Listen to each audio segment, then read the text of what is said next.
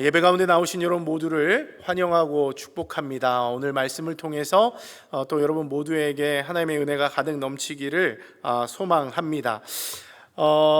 최근에 제가 또 이렇게 말씀을 준비하면서 제 인생은 어떤 인생인가 한번 좀 생각해 보게 되었는데요.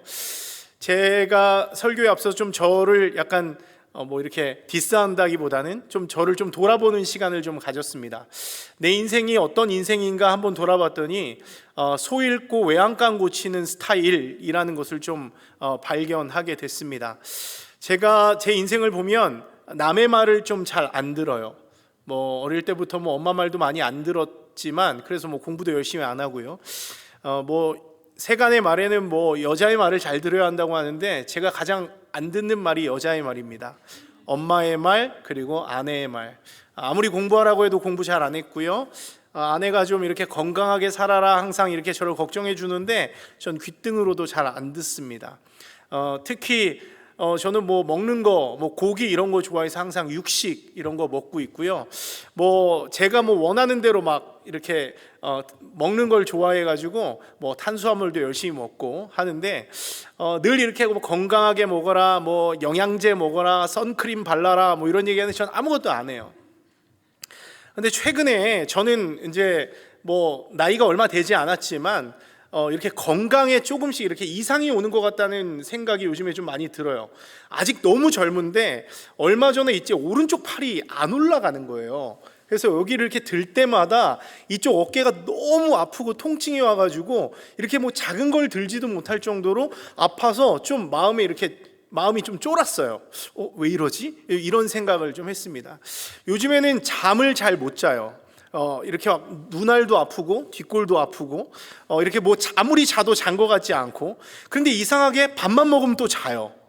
그래서 뭔가 좀 이렇게 건강에 뭔가 이상이 온 것 같다는 그런 생각이 들었는데, 최근에 유튜브에서 저의 생각까지 읽는지 알고리즘이 자꾸 이렇게 건강에 관련된 게 많이 나오는데 이렇게 되면 당뇨병에 걸릴 수 있다, 이렇게 되면 혈관이 막힌다, 이런 의사들이 나와서 얘기하는데 다 제 얘기인 것 같더라고요. 제가 최근에 좀 쫄아가지고 갑자기 제 인생을 이렇게 변화시켜 저희 아내가 어떻게 됐냐고 이렇게 할 정도로 요즘에 밥을 갑자기 하루 아침에 이렇게 채식으로 바꾸고 이렇게 단백질부터 이렇게 좀 먹고 야채 먹고 탄수화물 거의 줄이고 이렇게 좀 살기 시작하고요. 또 맨날 12시 넘어서 잤는데 요즘에는 10시에는 자야 좀 이렇게 건강하다고 그래서 가능한 한 얼마 전에 제가 한 9시 반쯤에 침대에 누우니까 저희 아내가 왜 이래? 좀 이렇게 얘기를 하더라고요. 그러니까 제 나름대로는 뭔가 이렇게 좀 마음에 이게 겁이 났었는지 시험을 해봤는데 한 일주일, 2주일 정도쯤 되고 있는데 나름대로 영양제도 열심히 먹고 10시 이후에 자고 또 이렇게 채소 위주의 식단을 하다 보니까 요즘에 잠도 좀 잘 자고 좀 그런 어떤 변화는 조금 있는 것 같아서 제가 오늘 이렇게 많은 사람들 앞에서 한번 더 얘기해야 제가 이걸 끝까지 지킬 수 있겠구나 이런 생각이 들어서 서두에 이런 말씀을 좀 드려봅니다. 요지는 뭐냐면 전 항상 이렇게 뭔가를 경험하고 나서야 고치는 사람이구나라는 것을 저는 좀 깨닫게 됩니다.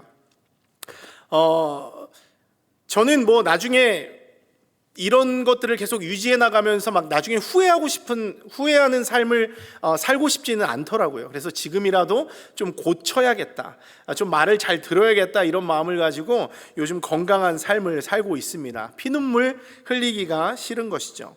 오늘 어떻게 보면 이 본문에 나오는 이 내용도 마찬가지입니다. 소 잃고 외양간 고치는 사람들의 얘기예요. 그렇게 경고하고 말할 때는 듣지 않다가 그렇게 당하고 나서야 그때서야 피눈물 흘리며 회개하는 그런 이야기들, 그리고 다시 한번 하나님 앞에 자기의 마음을 결단하는 그런 이야기들이 오늘 본문에서 나와 있는 것이죠. 시편 137편인데요 바벨론의 포로로 끌려간 이스라엘 백성의 깊은 슬픔과 비탄을 담고 있는 그런 시편이라고 할 수 있습니다.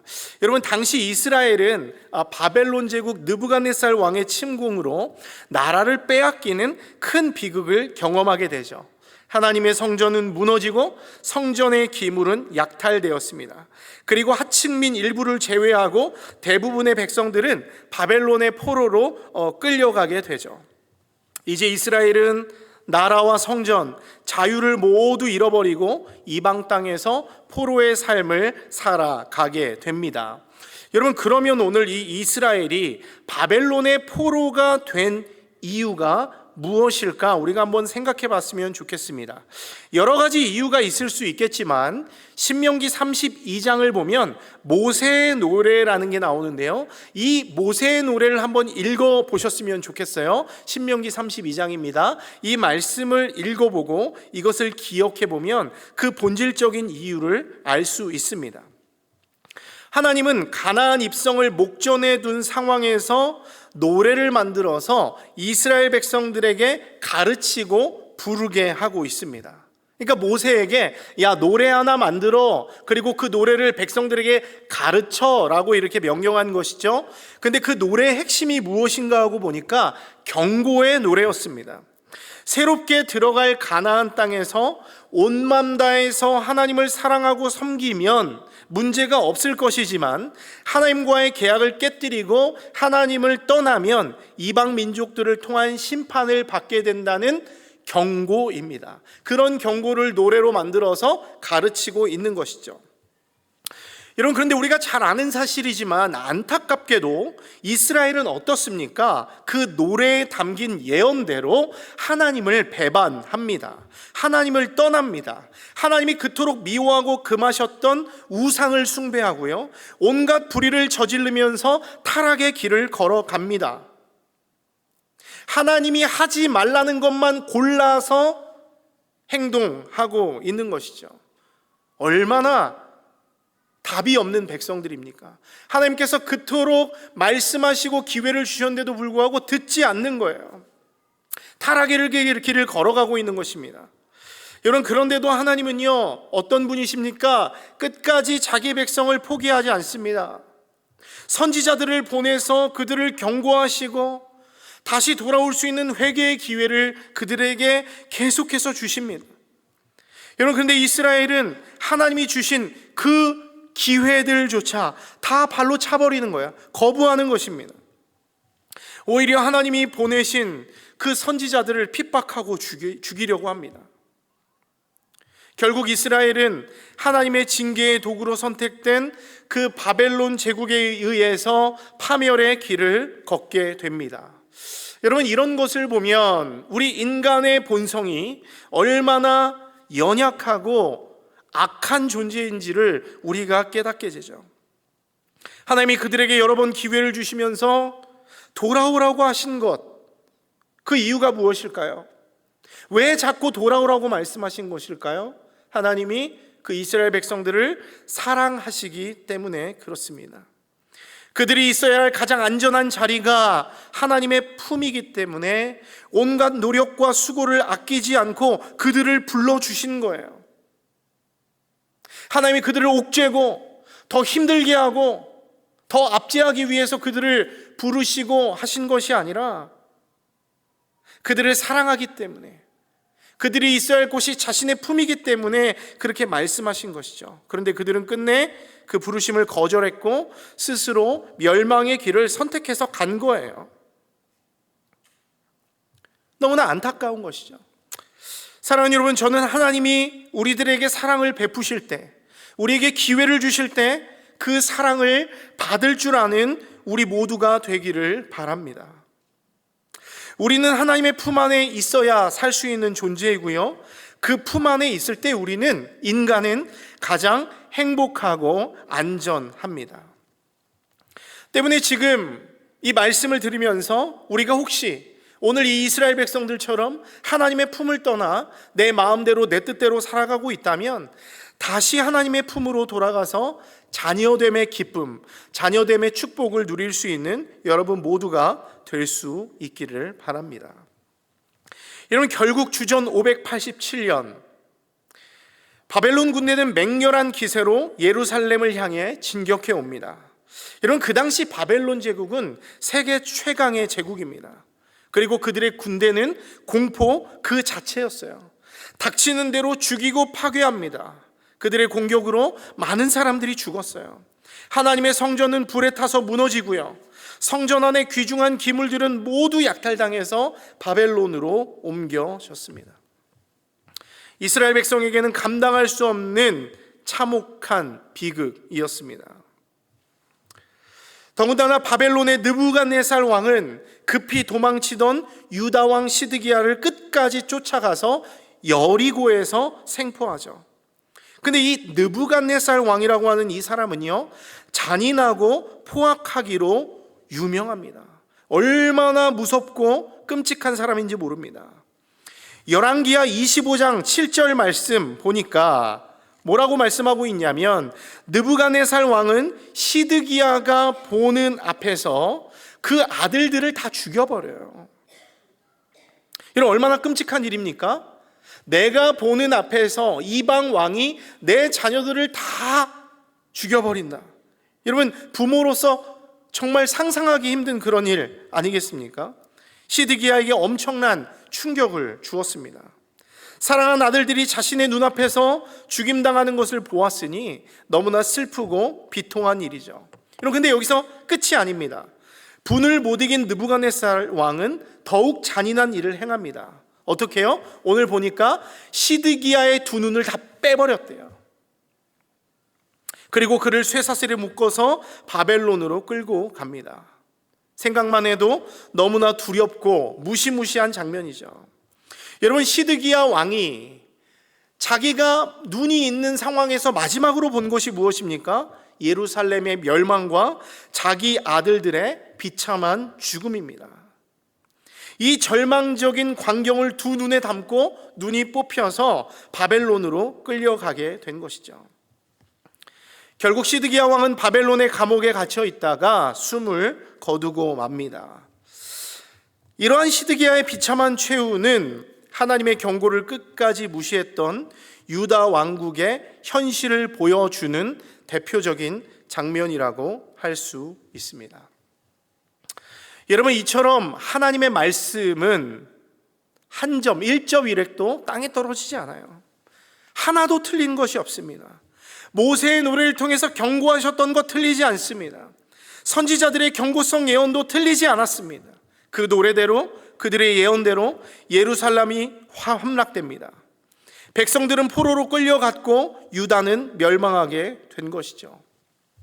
이스라엘 역사에서 가장 아프고 슬픈 장면이 한 페이지 기록이 된 것입니다. 그런 슬픈 역사적인 배경 속에서 오늘 시편 137편이 기록되었습니다. 여러분, 그런데 오늘 시편을 한번 우리가 읽어봤는데요, 여기를 보니까 어떻습니까? 이스라엘 백성들에게 놀라운 변화의 조짐이 보이기 시작하죠.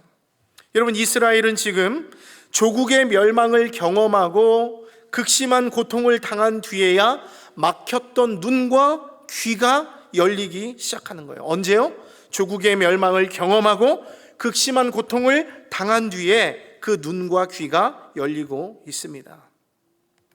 시온을 잃고 나서야 참된 그 선지자들, 옛적에 우리들에게 그토록 반복하며 이야기했던 그 선지자들의 경고가 그때서야 들리기 시작하는 거예요. 그때서야 하나님의 선택된 백성으로 살아왔던 것이 얼마나 귀하고 감사한 일인지를 나라가 망하고 그 고통을 겪고 나서야 깨닫게 되었다라고 하는 것이죠. 그래서 오늘 본문을 보면 어떻습니까? 눈물로 회개하면서 하나님 앞에 엎드려 충성을 결단하고 있는 거예요. 불같은 시험을 통과하고 나니까 이제서야 조금씩 철이 들더라고 하는 것이죠. 여러분, 이런 것을 보면 인간은 이렇게 밑바닥을 치고 나서야, 그때서야 하나님이 보이는 것 같습니다. 우리의 교만함이고 우리의 연약함이죠. 우리들 역시도 마찬가지 아닙니까? 하나님이 그토록 우리들에게 말씀하셔도 우리는 귓등으로도 듣지 않습니다. 내 마음대로, 내 뜻대로, 내가 하고 싶은 대로 세상의 좋은 것들 다 누리며 죄 지으며 정말 내 마음대로, 내 뜻대로 막 살아갑니다. 그런데 나중에서야, 밑바닥을 치고 나서야, 하나님의 어떤 회초리를 맞고 나서야, 그때서야 두 손 들고 돌아와서 하나님 잘못했습니다, 그제서야 주님이 보여지고 그제서야 엎드리는 우리의 모습을 보게 된다라고 하는 것이죠. 사랑하는 성도 여러분, 여러분께 권면합니다. 우리에게 기회가 주어졌을 때 잡을 수 있는 여러분들 되기를 바라요. 하나님이 우리에게 말씀하셨을 때 귀를 열고 듣고 순종할 수 있는 여러분들 되시기를 바랍니다. 단 한 문장이라도 우리 귓가에 하나님의 말씀이 들렸다면 단 한 절이라도 주님 앞에 겸손하게 그 말씀을 이루려고 순종하려고 노력할 수 있는 우리들 되기를 바랍니다.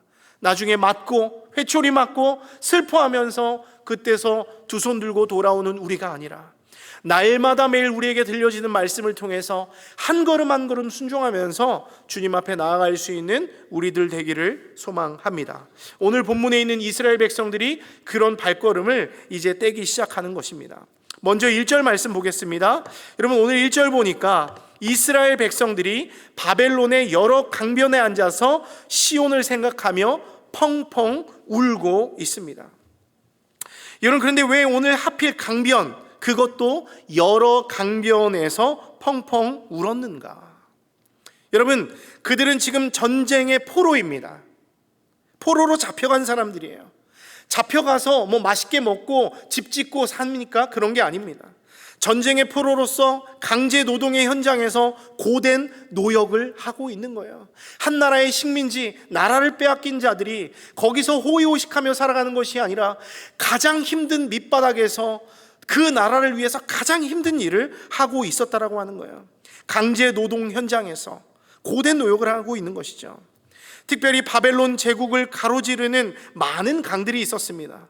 여러분들이 잘 알고 있는 유프라테스 강과 티그리스 강이 있고요, 에스겔서와 다니엘서에 등장하는 그발 강가와 을레강 같은 크고 작은 강들이 그 바벨론 땅에는 많이 있었습니다.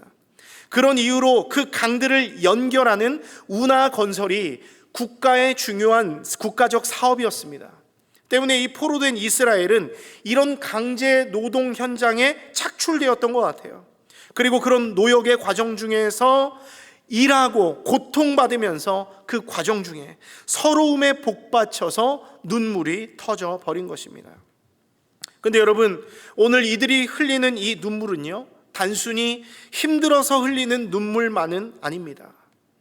아마도 그들은 바벨론 땅에 발을 디뎠던 그 순간부터 울었을 것입니다. 그리고 시시때때로 울었을 거예요.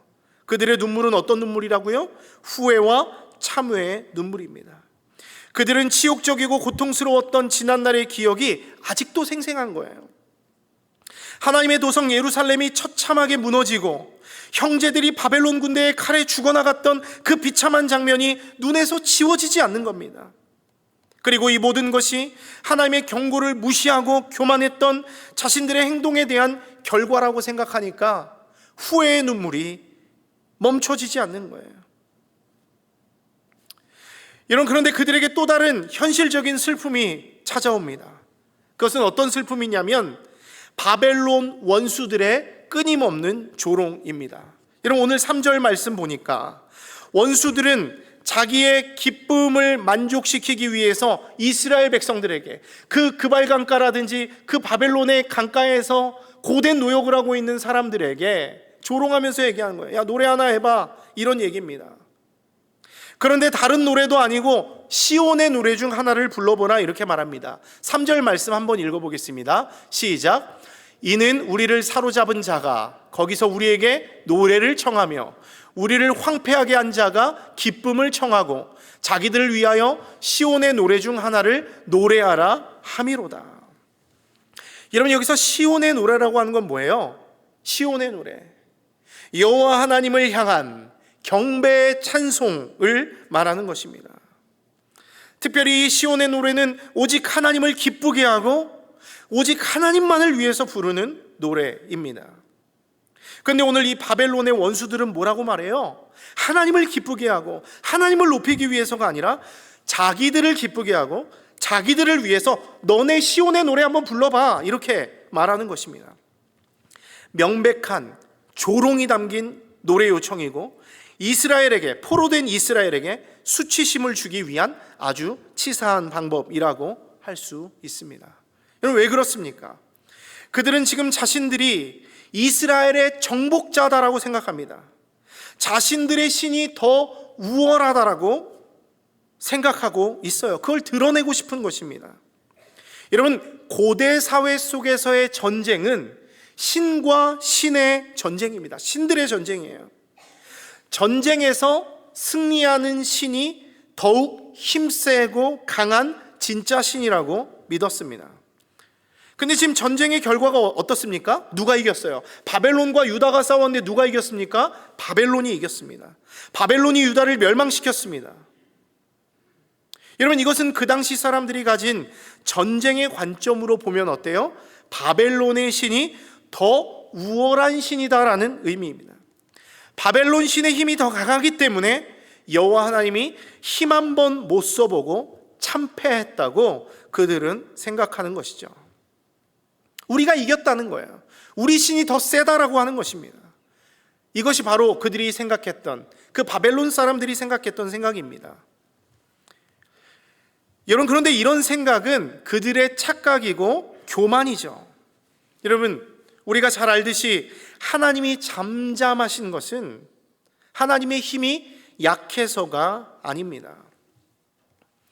지금 하나님은 바벨론을 도구로 사용해서 하나님의 백성을 징계하고 있어요. 근데 바벨론 원수들은 그것을 깨닫지 못합니다. 마치 자신들의 힘이 강해서, 자신들의 신의 힘이 세서 세계를 호령하고 있다고 생각합니다. 근데 이것은 모세의 노래에서도 하나님도 염려했던 부분이죠. 함께 신명기 32장 26절에서 29절 말씀 보도록 하겠습니다. 제가 읽겠습니다.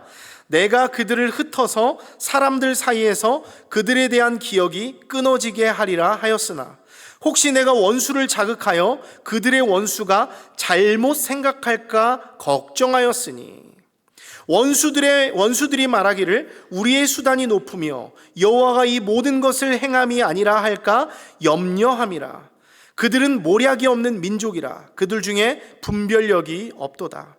만일 그들이 지혜가 있어 이것을 깨달았으면 자기들의 종말을 분별하였으리라. 여러분, 결국 종말을 분별하지 못한 이 바벨론의 교만 때문에 그들 역시도 하나님의 심판을 받아서 역사 속으로 사라지게 된 것이죠.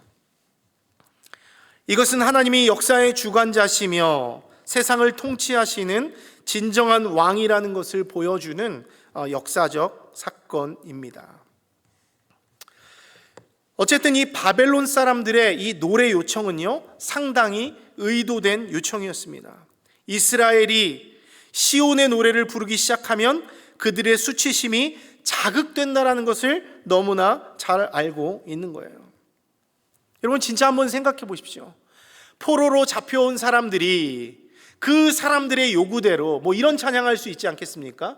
우리가 잘 아는 위대하고 강하신 주님, 우리 주 하나님, 깃발을 높이 들고 흔들며 이러면서 찬양을 하는 것이죠.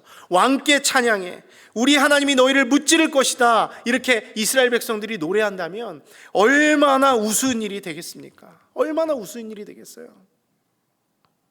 여러분, 저도 그런 경험들이 있었던 것 같은데, 제가 군대에 갔을 때 제가 이제 신학교를 다니고 있다는 걸 알고 있으니까 저희 믿지 않는 고참들이 제가 이 믿음이 있다는 걸 알고 나서 저에게도 좀 비슷한 요청을 했던 것 같아요. 야, 최민수, 너 교회 다닌다며, 너 예수 믿는다며, 하나님 믿는다며, 이러면서 저한테 그 내무반에 한 20명 정도의 고참들이 있는데 저보고 춤을 추면서 찬양을 해보라는 거예요.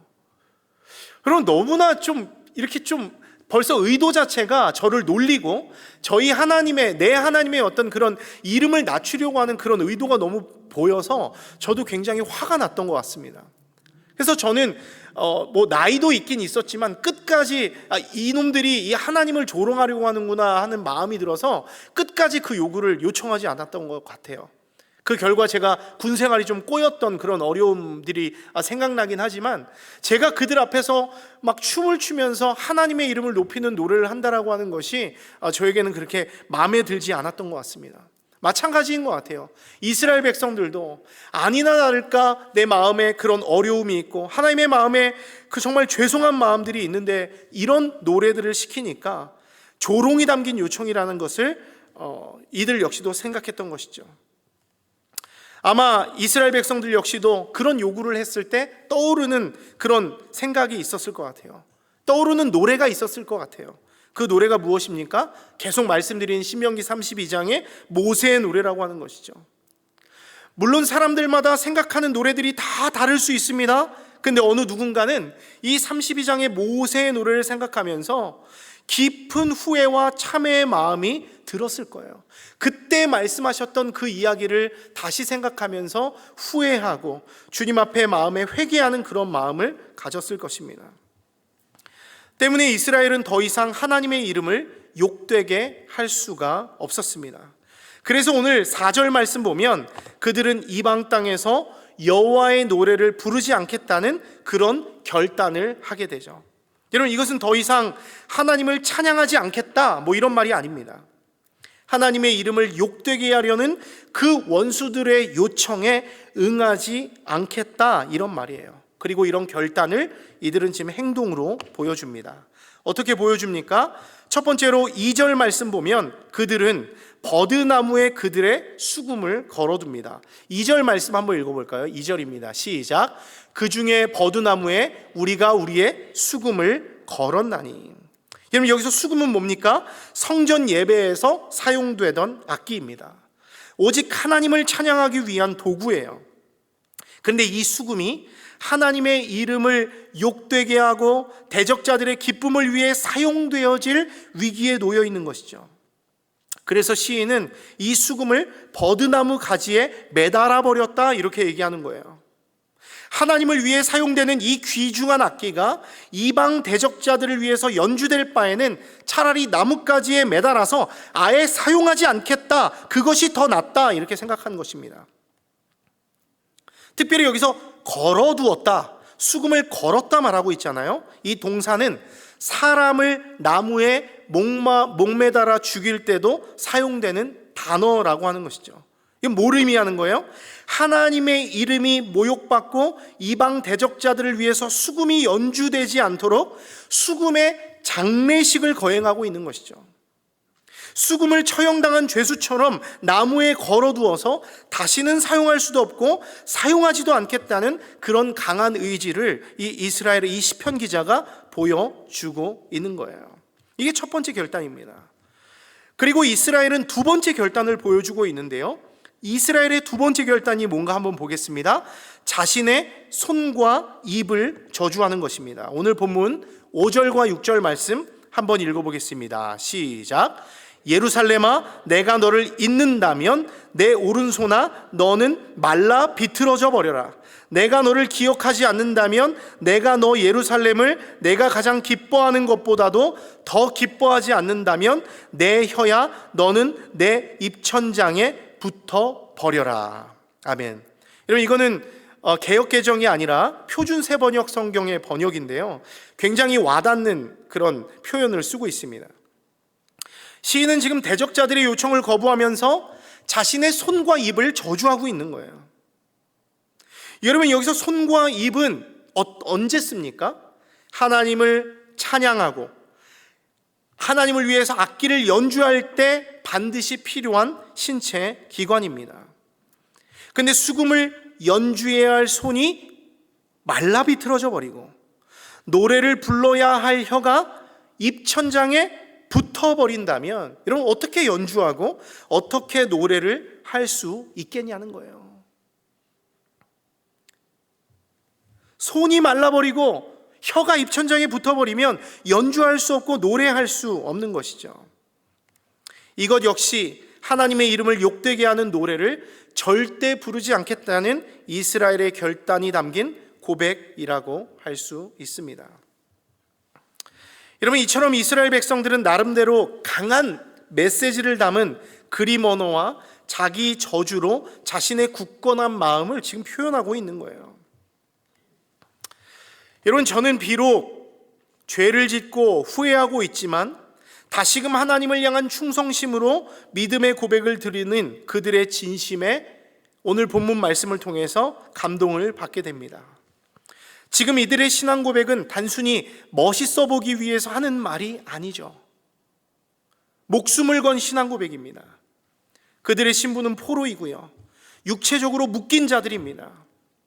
때문에 대적자들이 시키면 해야 하는 것이죠. 이방 땅에서 식민지 된 사람들이, 자기들을 다스리는 나라 사람들이 시키면 해야 하는 것입니다. 수금을 연주하라고 하면 연주해야 되고, 시온의 노래를 불러보라고 하면 불러야 하는 것입니다. 만일 시키는 대로 하지 않는다면 엄청난 손해를 감수해야 합니다.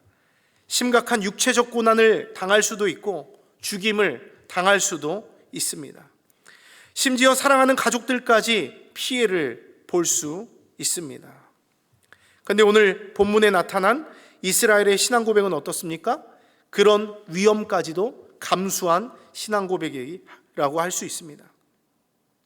어차피 바벨론 원수들은 그들의 몸은 죽일 수 있어도 그들의 영혼과 정신은 죽이지 못하는 거예요. 압박하고 핍박하고 그들의 육체는 상하게 할 수 있어도 그들의 정신을 상하게 할 수 없다는 것이죠. 마태복음 10장 28절 말씀 한번 읽어보겠습니다. 시작. 몸은 죽여도 영혼은 능히 죽이지 못하는 자들을 두려워하지 말고 오직 몸과 영혼을 능히 지옥에 멸하실 수 있는 이를 두려워하라. 여러분, 이 말씀과 같이 이스라엘 백성들은 지금 몸은 죽여도 영혼은 능히 죽이지 못하는 바벨론 원수들을 두려워하지 않습니다.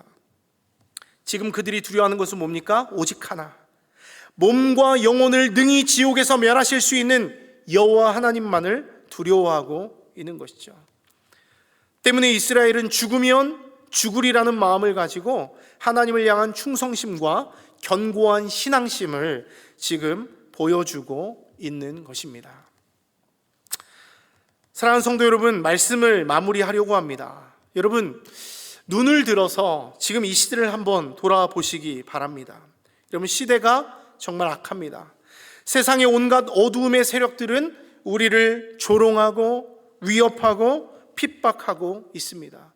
우리 그리스도인들을 향해서 우리를 압제하면서 너희 하나님이 어디 있느냐, 조롱하면서 살아있기는 하냐, 있으면 나와서 너희를 구원해보라 말하며 우리를 주눅들게 하고 조롱하는 것이죠. 그러다 보니 우리는 그리스도인이면서도 이 세상에서 믿음을 지키며 살아가는 것이 참으로 어렵습니다. 그래서 우리는 우리가 살아가는 곳에서, 직장의 현장에서, 세상의 현장에서 우리의 신앙을 타협하고 적당하게 살아가는 거예요. 내 주변 사람들은 내가 예수 그리스도를 믿는 사람인지조차 모를 정도로 그냥 마음대로 살아갑니다. 근데 여러분, 이것은 어떻습니까? 잘못된 것이죠. 시대가 악할수록 우리는 믿음을 잃어버리면 안 되는 것입니다.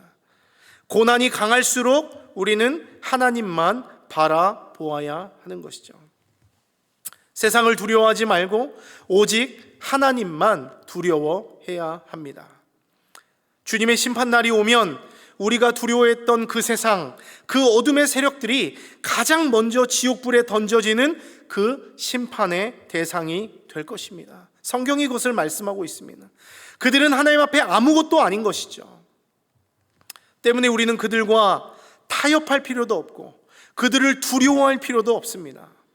이스라엘이 오늘 결단하며 고백했던 것처럼 내가 너희와 타협하며 하나님의 이름을 욕되게 하느니 내 손이 말라버리는 것이 낫고 이 혀가 입천장에 붙어버리는 것이 낫다는 믿음의 고백이 이 시대의 우리들에게도 필요하다라고 하는 것이죠. 그런 믿음이 없이는 이 세대와 이 세상에서 살아가기가 참으로 힘듭니다. 사랑하는 성도 여러분, 권면합니다. 시대가 어려울수록 여러분의 믿음을 지키며 살 수 있는 여러분들 되기를 바랍니다. 이스라엘 백성들과 같이 나라가 망하고 하나님을 잃어버린 후에야 후회하며 우는 자가 되지 마시고 예수 그리스도를 통해서 우리에게 정해진 복음 앞에 감사하면서 그 약속을 굳게 지키고 진실되게 믿으며 인내의 삶을 사는 여러분들 되시기를 바랍니다. 마지막 말씀을 마무리하면서 고린도전서 15장 2절 말씀 읽고 함께 마쳤으면 좋겠습니다. 함께 읽겠습니다. 시작. 형제들아, 내가 너희에게 전한 복음을 너희에게 알게 하노니 이는 너희가 받은 것이요 또 그 가운데 선 것이라.